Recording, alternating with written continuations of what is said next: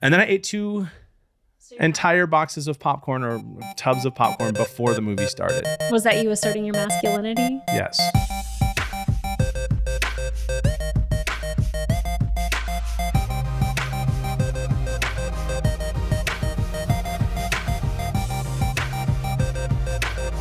Welcome to another episode of Is This for Kids? I am Jonathan Blevins. I am Katie Ruvalcaba. And do we have an episode for you right out of the gate? We are going to talk about two of the most popular movies ever. One, at least for a weekend. Yes, at least for the weekend. And one of all time, Barbie. Yeah. And Lion King. Lion King. Which is a legendary movie from our childhood because we are old.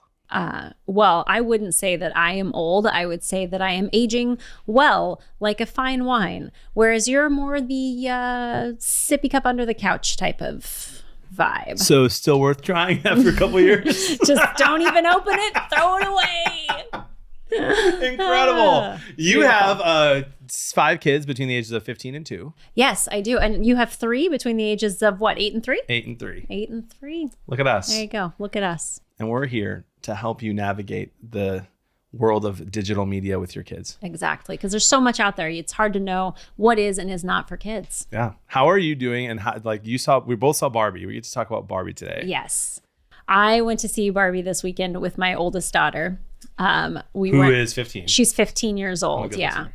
So I took her to go see the Barbie movie, and we were trying to pick out cute outfits because if you drove near a movie theater at all this weekend, you saw every little girl in the pinkest, cutest dresses in the entire world. And my daughter and I are like, I don't own any pink. It was quite embarrassing. Neither of you actually. own pink. I had a pink shirt, but it was not like Barbie pink, and I wore jeans with it. And I think she had one pair of pink running shorts that she wore with a t-shirt for a YouTuber she likes. Wow. Yeah. So we are not Barbie fashion girls, apparently. Okay. Did you get like the $60 Barbie car popcorn thing that I saw on Twitter? No, that wasn't even an option at the movie theater I went to. We didn't even have a Barbie sign or movie poster at all. Agreed. I tried to take a picture in front of it, like so that we could, social media up this podcast. Could not find a stinking standee, nothing. Yikes. It was ridiculous. Yeah. I went with my friend Alex Kluver, who's like a 28-year-old single adult male. Yeah, that's ladies. A look. And I thought, do I want to go alone to see Barbie at 9:45 a.m., which I did not know was the time you could go see movies? Yeah, I went at 10:10. Or do I go with a friend? So I went with my friend, and when he wore a pink shirt and I wore a pink hat without planning it, it was hilarious. So precious. And we showed up and we wanted to take like an ironic but funny but unironic picture in front of a Barbie thing. Didn't find it, so we took a picture in front of the Oppenheimer thing. Yes. Probably not for kids. We'll get back to you on that. And then we posted it saying like we're definitely here to see Oppenheimer, which no one believed, of course. Also, I thought it was super fun. Walked in and like looked at the lady who takes her tickets. I forget what those people are called. Box office person? A box office person. Yeah. And she looked at both of us and saw that we were wearing pink. And I handed her my phone, which like clearly was for Barbie. And I was like, 2 for Oppenheimer, please. And she like laughed and scanned it. And then I ate 2 entire boxes of popcorn or tubs of popcorn before the movie started. Was that you asserting your masculinity? Yes. Yes. I do want to say this though, because this is kind of funny. So this is just basic etiquette for anyone out there. This is also an etiquette podcast. Is it? Yeah. So I maybe. get my popcorn and my large drink. Okay, which I owe my like way of doing this. What? Why are you laughing? Oh, you spilled all over yourself. That's hilarious. Say hi to YouTube. Say hi to TikTok. This is going on Instagram. Like and subscribe. Sorry, I'm a child. I need a paper towel, please. Just use your hand. You have 5. In my bra. You have 5 children. I didn't. It's in your what? This is not for kids. This is not for kids. You can't spill coffee all over your face and just let it happen. That would not really be funny. Cannot. That would just be awkward. At least we made a fun meme out of it now that we can post. Please, somebody do something funny with that we can post. Okay, yes. Go ahead. Okay, so this is an etiquette podcast as well as a Is This for Kids podcast. Yeah. So I bought my large popcorn and my large drink, and I have a routine. I don't go to the movies often, so when I get to go, I want to. Now I get to go all the time because of this podcast. But, yes, because it's work. That's a whole nother thing. Yeah. Yeah. So I finish my first tub of popcorn before the previews finish. Then you can refill it, and then you just kind of coast on the second one. That's my plan throughout the rest of the film. Right? Okay. Well, I started walking up the escalator at the AMC and I noticed that my friend only got a drink. And I was like, where's your snack or popcorn? He goes, I figured we would just share. And I said, excuse me, you figured wrong. Okay. I don't share any food ever except for maybe with my wife and sometimes with my kids. Right. And it's a weird thing. I don't care about germs. Like I don't care about people like getting sick. That's not a worry I have. If you sneeze on me, I'll be like, that's kind of gross, but who cares? Right. But I just don't want people touching my food. And I don't know why. I have no explanation. This is the second time this has happened. Like another time, my buddy was like, I'll get the movie tickets, you get the popcorn. I was like, no, because the popcorn's going to be $40. He's like, no, it's only 20. And I was like, no, yours is 20 and mine is 20. Oh my gosh. So I ended up like pouring popcorn into his napkin because I was not like going he's your toddler? Yeah, yes. Oh my And then I got a little baby water cup and I just filled it up God. and I handed it to him. And he's like, is it really that big of a deal? And I was like, don't be so cheap. Buy popcorn. Do you remember when they used to have those little like paper containers with the straws and you could do that? They stopped having those now. And so it's very difficult to divvy out popcorn. I agree. I'm not a fan. But anyway, that was my Barbie experience. Okay. I didn't eat what I'm saying is I didn't eat the entire thing of both popcorn things before the movie started because I had help. Easily, like what, 2,000 calories per large box? Yeah. And it was 9:45 in the morning. And normally I intermittent fast. And so. Sure you do. We didn't. No, that sounds like a thing you would do. I do. I believe you. Wow. When I think of things that Jonathan Blevins would get into, intermittent fasting is way up there on that list. I've lost like 15 pounds in the last few weeks. Episode 60. It's going to be a lot more than that. I've been going to the gym like every day for 3 weeks in a row now. I have gained 3 pounds. I just want you to know, you do not have to look like Barbie. Thanks. What are your thoughts on the new Barbie film, Katie? Oh, goodness. I have so many. We've purposely not talked to each other about this so that we could get a live reaction. Yeah, so we could get a live reaction. And he thinks that we're going to have vastly different opinions. I really on this. do. Okay, but just those of you who don't know me, I'm generally like a pretty well-rounded person. I generally can look at things from multiple angles. So I'm coming from that. But when I was watching... Spoiler alert ahead, but no major spoilers. No major spoilers, right? What would you even spoil? Good. Okay, continue. Okay. Great so point. just so we're all on the same page, Great. I went into this movie thinking we were going to watch like a fun, lighthearted, probably some feminist situations like girl empowerment kind of things. And I was totally prepared for that. And I thought it would be a fun version of that. And it was for about 10 minutes. And then after 10 minutes, we were in kind of a gender studies doctoral dissertation where there wasn't really a lot of attempts at making me laugh. And so I was looking at this trying to figure out if we were going to be finding too many, sex jokes, too many things like that would be inappropriate for children. But the longer I was watching it, the more I thought they'll just find this boring. What did you think? Interesting. Yeah. So I admittedly did not know who the film was for when I went to go watch it. Like in my head, I was like, this is for people my age, like 25 to 40 who maybe played with Barbies when they were kids. And like really are fans of Ryan Gosling because of The Notebook, right. And fans of Margot Robbie because of Suicide Squad. Okay. She plays the I haven't seen it, but she plays like the Joker girl. Harley Quinn. Yeah, Harley Quinn. Yeah. Yeah.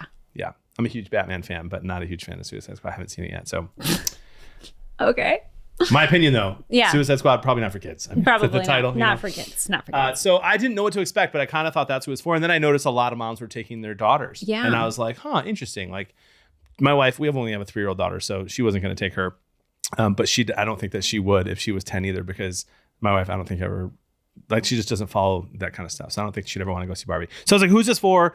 What's happening? Mm-hmm. I thought that the movie was kind of boring.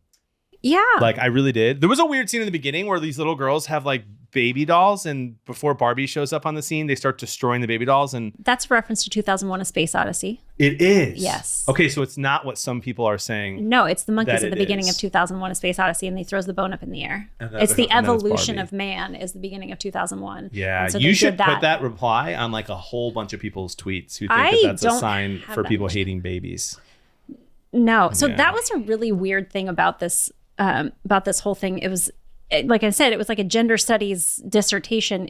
It wasn't particularly entertaining, but it felt like it was mildly disjointed as well. It kind of felt like it was made by somebody who was trying to represent what a feminist mindset should be. Like, for example, when you're trying to make a movie talking about patriarchy, it's odd to use the word patriarchy 50 times in a row.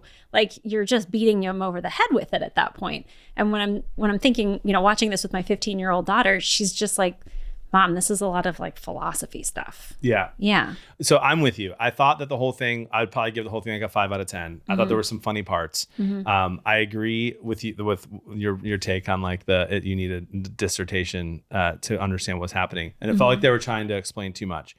But I did think that there were some really funny parts. Also, real quick, I do think that the sex jokes they made on purpose were like too far, like not funny. Like for me, too far to like, if you're only going to make 2 really, really weirdly inappropriate jokes the whole time, just don't make them about masturbation, because like that all of a sudden that takes my like what age would I let my kids see this to like 15, 16. So we Not actually, 12. the only thing that you spoke with me about this in advance was the concern about the masturbation joke, which are you okay with us spoiling the joke for the people? Yeah. Okay. Sure. If you don't want to know what the joke is, maybe fast forward a few seconds here. But basically Ken is saying that his job is beach, and there's all these other guys on the beach, and he's like, I will beat you off, and I will beat you off, and I will beat both of you off with one hand. We'll all beat each other off. Yeah. So you said that was like a deal breaker for you. That was an issue.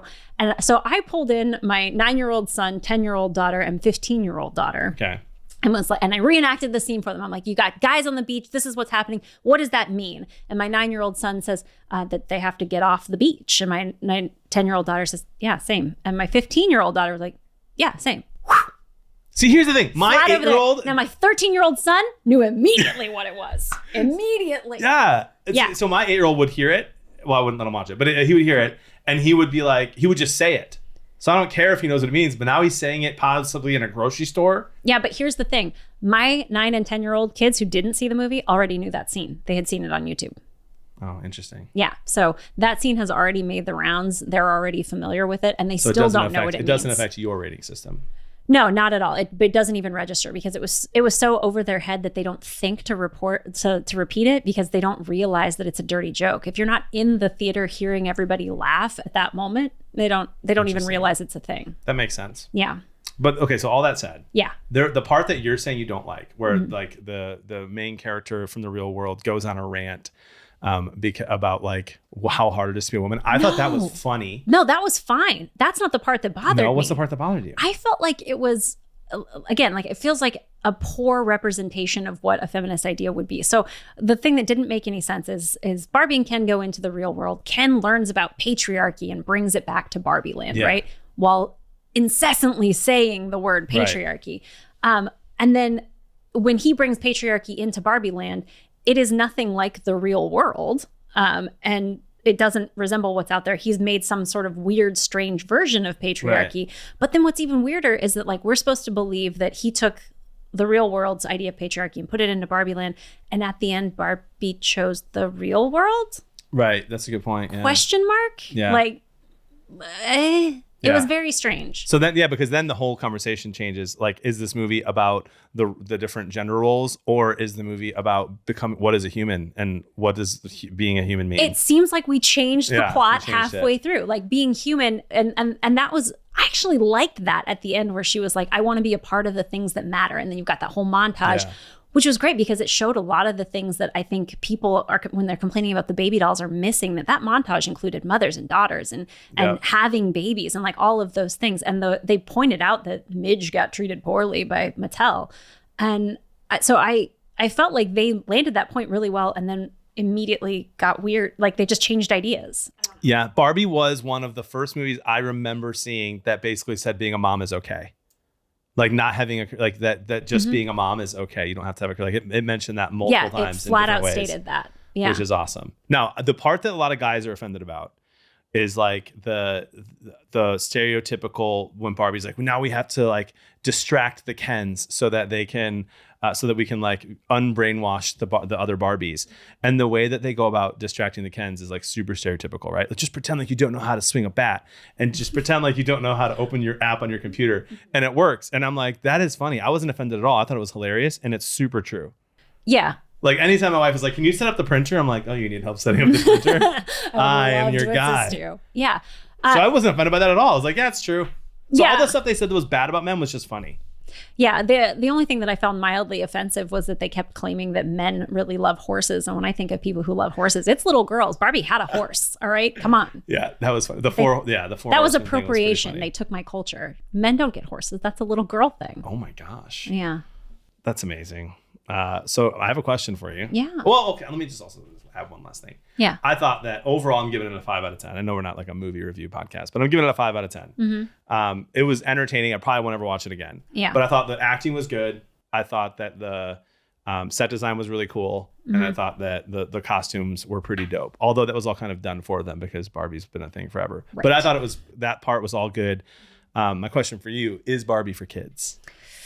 I would say that Barbie is good for kids ages 10 and up as long as you're going to go with them and you're ready to have those conversations about, if you are looking to talk to your daughter about feminist concepts for the very first time and that's a topic you want to introduce, this might be a great jumping off point at around the age of 10 to have those conversations. But if you're looking to be entertained, but yeah, 10 and up, I think you're good. Okay. I am going to be the prude in this podcasting relationship, as per usual, which is fine. But again, my oldest is 8, so like it is a very different perspective. Because a boy. Yeah, and a boy. So he's definitely not going to want to see Barbie anyway right now. So I'm going to go with 14. I'm going to say 13, 14 and up is fine, which is what it's rated, by the way. PG-13. Yes, you're supposed to have parental guidance for children under 13. Yes. I thought that's what that means. Oh my gosh. How did you get on this podcast? I thought that it meant Who that are you you have to have sleeping I thought it meant if you're 13, you need parental guidance. No, parental guidance for children under the age of 13. I'm just joking, you guys. This is going to become a meme where I just act dumb for clicks. Meme. Yeah. Sorry.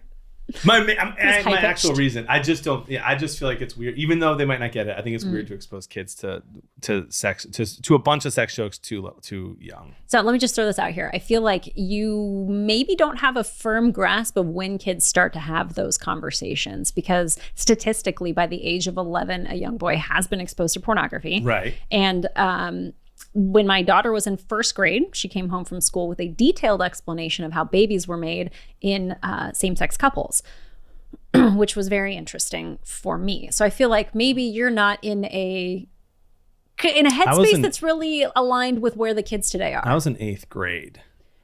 No, so okay, that's a great point. When I learned what sex was, that's a good point. However, what? You were in 8th grade when you learned what sex was? I was very sheltered, but in a good way, I think. Here's the thing. I know what you're saying. I just don't think that we should use that as an excuse. Like, I will be very hyper aware of what we're homeschooling our kids. So like, I'm going to know when they know some things. And I'm not going to be, again, I'm really not going to be like a crazy wild helicopter parent. But like, we have a really good community here with a lot of people who are kind of on the same page of like when our kids are going to get cell phones for now. Mm-hmm. They're not asking for one yet. So I know it's going to be tough.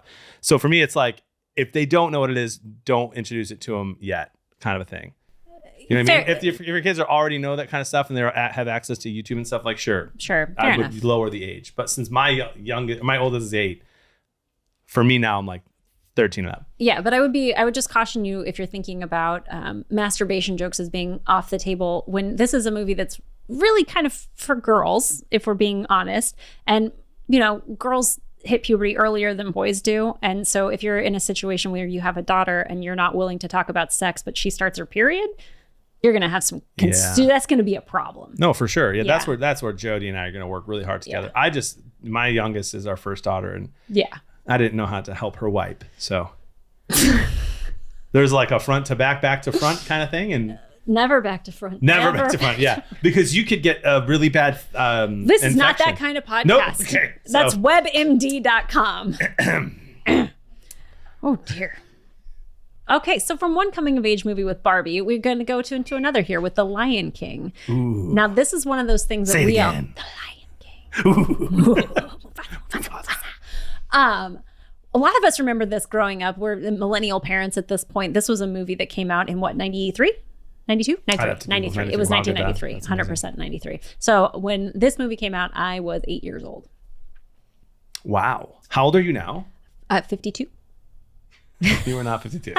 I want somebody to comment. She looks great for her age. Yeah. Yeah. I'm 38. Okay. So, and it came out when you were how old? So I was 11. Nope. You're younger than me. Math is not my strong suit. Okay. So I was 5. What year were you born? 87. Okay. So 7 plus 3. Or so, 10. yeah. Okay. No, that wasn't what I meant to do. Well, I answered 7 plus 3 correctly. You were 6. I was 6. Yeah.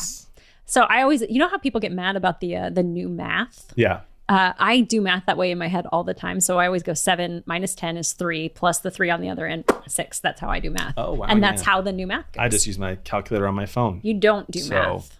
I've seen you. Yeah, correct. Yeah. Okay. Anyway, so you were 6. Yeah, I probably saw it when I was 8 then for the first time. Okay. I don't think I saw it in theaters or something at 6 because I had my other brother's 4 and then 2, so there's no way. Yeah, I definitely saw it in theaters. Here's the thing. I want to start off by saying Lion King is one of my all-time favorite movies. Okay. So everything I'm going to say after this that might make it seem like it's not one of my all-time favorite movies is just for the podcast. Is this for kids? I'm nervous for you. Why are you nervous for me? I can feel the audience being like, what is he about to say? No, but well, first of all, Mufasa is probably the greatest Disney character of all time that's only in a movie for 30 minutes. Okay. We can start by that, right? I mean, what a character. That is a lot of qualifiers, Simba. but yes. He's by far the best lion who's killed by his brother. 100%. Okay, so at least we can agree there. Yeah. And I rewatched it recently for the podcast. Yeah. And I think I still love it. I still love the movie. But it is wildly traumatic, Lion King. And I don't remember it being traumatic when I was a kid, although I do remember the Mufasa scene. That was traumatic. But there's more than that. And you're probably going to do your same argument you did with Barbie of like, it was over your head, so it's not a big deal. And that's fine. But I think I'm so excited that like you could do the whole podcast by yourself. Just do my voice in like a higher register. No, I'm just kidding. Go ahead. Barbie is perfectly fine. So okay. So it's traumatic. Mufasa is killed by his brother. Mm-hmm. I remember like I have 2 brothers. So I remember thinking like, that's weird. How could you ever do that to your brother? So I definitely processed that when I was a kid. And then Simba cuddles him and like asks him to wake up. And that's like everyone remembers that scene as like, oh my gosh, that was horrible. But we were so conditioned to being okay with that. Like every Disney movie just has a parent die. And it, like Littlefoot, his mom in Land Before Time, that was heartbreaking stuff. I was a mess. Yeah. I think that is when I stopped actually processing my emotions. Wow. It's that movie. Okay. The movie messed me up. It was traumatic. And then in the end, there's a lot more trauma that I think that happens throughout Lion King, but I don't want this to be a trauma podcast about Lion King. But then in the end, Scar is not, he doesn't like Simba doesn't kill Scar. Mm-hmm. Scar is eaten alive by his friends. Mm-hmm. That is messed up if you think about it. Like, and I heard it wasn't even supposed to be the ending. Like the ending was supposed to be even darker than that, and they had to switch it to being eaten by his friends. Wait, what was the alternative? It was bad. Like he was going to be like lit on fire, and like it was. You have to look it up. It's like he was lit on fire. No, like I mean to death. Well, it was kind of like he drops down into a pit of flames and you just see like the shadow of the flames where they're eating him. Yeah, they just eat him. That's messed up. But you can actually see it. No, but it's weird. You know it's happening. Yeah. And so many Disney movies, this is why we're going to be doing one new, one old, I think, is that so many Disney movies are like this. You rewatch it as an adult with your kids maybe, and you're like, oh, I didn't know that was in here. And so I think Lion King is incredible, but also super traumatic. Thoughts? So here's the thing. If simply being killed by your brother is too much for children, you're not going to make it out of Genesis in the Bible. No kids care about that Genesis anyway. If you're going to make the argument that it can't be over the kid's head, like it is what it is. Kids are going to be exposed to these kinds of things. And it's generally my theory in life that if your kid's first exposure to a traumatic event is a fictional traumatic event, it conditions them and helps them to be able to process actual traumatic events in their real life. So for example, if the first time your kid ever deals with death is when their grandfather dies, that's really hard. They love that person. They know that person. But if their first interaction with death is being able to see somebody who had a person die that they loved and they continued to grow and they became a better person and that it eventually became okay, it helps them to learn that one day it will be okay again. Fictional trauma helps kids to be able to process real trauma, in my mind. Isn't that what dogs are for? Sorry? Like, that's why you get a pet. So that the kids can learn how to process dogs real sadness. Dogs live for like 13 years. Yeah, that's why you get them before you have kids. We don't have dogs yet. Here's the thing. Okay, I hear what you're saying, but there's studies out there right now. That's my favorite thing to say. There's studies that say that 1 glass of bourbon a day is healthy for you. There are studies out there right now that says all previous studies regarding happiness had been incorrectly looked at. No one should ever listen to a happiness study. Are you being serious? I am dead serious. It just came out this last week. There are actual studies that are saying that the more and more that they study it, that kids have a hard time actually processing what is real and what is not real in fictional movies and shows. Okay. And so like maybe we're exposing kids way too early to really traumatic events when they aren't ready for it, because to them it's a real thing. And maybe it's better for them to actually experience the death of their grandfather as their first form of trauma. I mean, and again, this is just an age conversation, I think, right? That you and I are going to have, because I don't disagree with you, but I just think like that 5-year-old Lion King is like, they're not going to understand, oh yeah, he got way better. They're just going to remember Mufasa died and it was super sad. So when you were watching The Lion King as a child, all you remember is being sad? Because I remember freaking Hakuna Matata, I man. remember Hakuna Matata so well too. Like, but no, I was super sad. My walk away as an 8-year-old kid who definitely saw that in the theater was, these were great songs. This was a lot of fun. The bad guy dies in the end. Hooray. Like, I was not traumatized. So I'm not sure if we're thinking that kids these days can't handle the same things that we handled. I don't know. Were you traumatized when you found out Santa wasn't real? No. By the way, this podcast is not for kids. It's not for kids. No, I was not, but my mom was, because I looked her right in the eye and I was like, Mom, you would never lie to me, would you? And my mom was like, what's the question? I said, are you Santa Claus? You know why? Because she wrapped all the presents in the same paper from Santa and I found the paper. Do you have a guess at what age I was when I learned that Santa was 30? I was in 8th grade.